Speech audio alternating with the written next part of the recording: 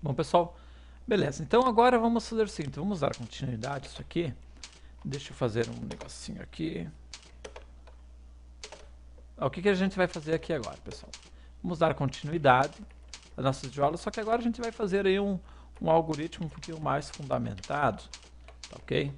Para que depois a gente já possa, já de cara, pessoal, já vamos estar introduzindo esses algoritmos das nossas linguagens de programação C, Pascal, né, e Java. Então, vamos supor que eu quisesse um algoritmo um pouquinho mais elaborado, tá ok? Vamos supor que o meu problema fosse o seguinte, é, é, calcular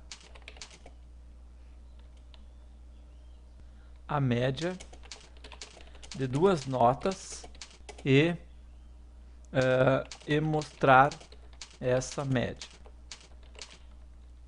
certo? Então, este é o meu problema. Então, vamos dar o nome desse algoritmo para... simplesmente vai ser média o nome desse meu algoritmo. Tá? Um algoritmo chamado média. Como é que a gente iria fazer essa estruturação então desse algoritmo? Como é que a gente pode introduzir então a lógica para solucionar então para criar então um algoritmo para a solução deste problema? Então, primeira coisa, pessoal, primeira coisa, se você usar a lógica do pensamento, primeira coisa, para mim poder calcular a média de duas notas, usando o raciocínio lógico, eu saberia que você vai ter que primeiro ler essas notas, somar elas e depois calcular a média. Então aí, pessoal, a gente começa a usar aqui a ordem de pensamento. Então se você vier aqui, ó, e voltar aqui, ó, onde é que eu estou aqui? Lógica de programação. Aqui, ó, ordem no pensamento, certo? Então a gente vai ter que começar a implementar essas lógicas para que a gente possa construir esse nosso algoritmo. Então, primeira coisa que eu tenho que fazer, pessoal, eu posso calcular a média? Não, não posso. A primeira coisa que eu tenho que fazer o que é? Eu preciso saber, então, a nota 1 e depois saber a nota 2. Então, ler, por exemplo, a primeira coisa, ler a primeira nota, certo? Isso aqui seria a primeira coisa que eu deveria fazer, saber a primeira nota. Depois, ler a segunda nota. Tá, veja que eu já estou colocando ponto e vírgula, né? Tá? Depois que eu li, pessoal, essas duas notas aqui, o que tem que fazer para me calcular a média? Então, se você usar o teu raciocínio, então você saberia que você deveria então somar as duas, notas, porque você só pode calcular a média depois que você tiver a soma das duas notas. Então aqui simplesmente vamos dividir, né? Dividir a soma das notas por 2, tá ok? Muito bem, e agora por último nós vamos então mostrar a média, certo?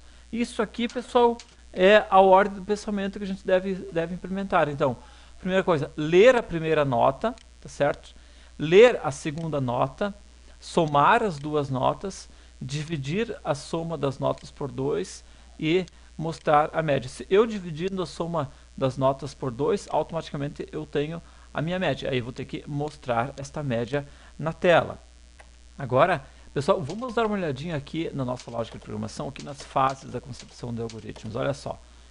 Entradas, dados que alimentam o sistema. Então vamos analisar aqui que informações que eu tenho como entrada. Ó. Ler a primeira nota e ler a segunda nota, eu vou classificar elas como entrada, certo? Então, são as informações de entrada.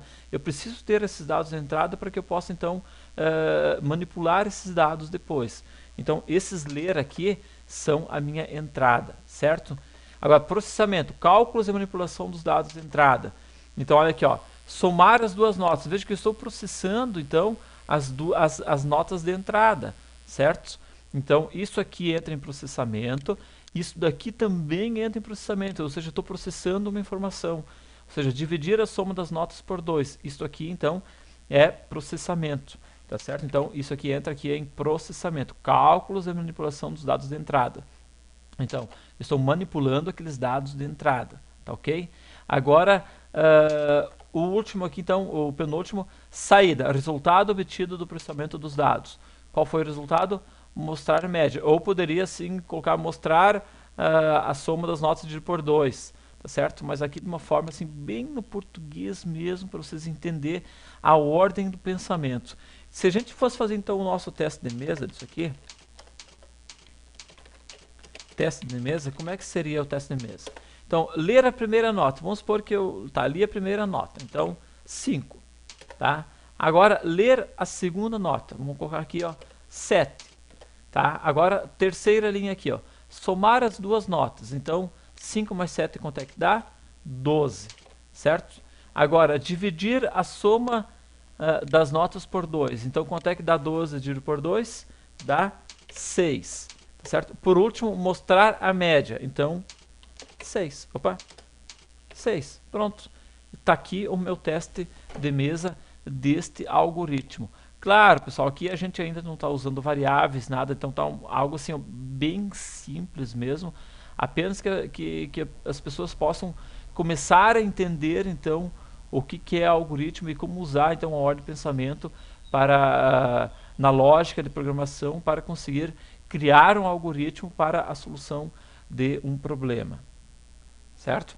Bom, reparem que sempre depois do início eu estou começando a escrever aqui do lado. Isso chama indentação, okay? Que é para você organizar o teu algoritmo, o teu código, para que as pessoas possam então estar entendendo linha a linha o que está sendo feito. Então, à medida que o curso for andando, eu vou explicando melhor isso aqui para vocês, tá bom? Beleza? Então tá, pessoal, agora na próxima aula a gente vai pegar este mesmo algoritmo aqui, vamos melhorar ele, vamos começar então a usar aqui variáveis e tipos de dados, tá? Para que isso aqui já possa ser um algoritmo definitivo, um algoritmo que você realmente possa estar implementando em uma linguagem de programação, porque aqui está de uma forma apenas usando então o raciocínio lógico, tá certo? Uma ordem de pensamento para indicar assim, o que deveria ser feito primeiro. Ler a primeira nota, ler a segunda, somar,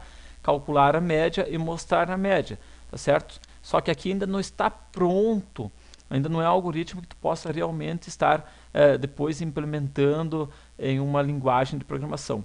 É isso então que a gente vai começar a fazer a partir da próxima aula, porque vocês vão começar a conhecer então tipos de dados e variáveis que você precisa desses tipos de dados, né, e variáveis para efetuar isso daqui, tá bom? Então até a próxima aula.